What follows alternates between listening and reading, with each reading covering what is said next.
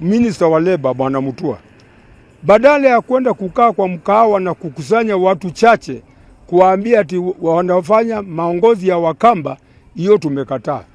Tafadhali fanya ile kazi ya Labor umepatiwa na serikali. Mambo ya siasa, kama unataka siasa, wewe toka kwa serikali tukutane na wewe. Maana yake wewe umepangwa kuja kuharibia Kalonzo nafasi.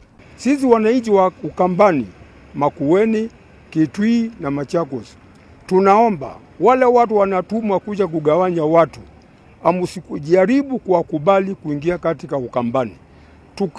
Tujaribu tushikane sisi Wakamba, tujaribu tukamatane na watu wa Central, tujaribu tukamatane na watu wa Western wanatembea, ili 2027 hii kiti tupate kuipata. Na mimi najua kwa jina la Mwenyezi Mungu hii kiti tutapata. Na waomba Wakamba kutoka Kitui, Machakos, wote tuungane na tujaribu vile tutachanganyika na watu wa Central na watu wa Western wanatembea, ili 2027 tupate kunyakua hii kiti. Kitu tunataka serikali ifanye maendeleo. Mambo ya kupiga mdomo sisi hatutaki.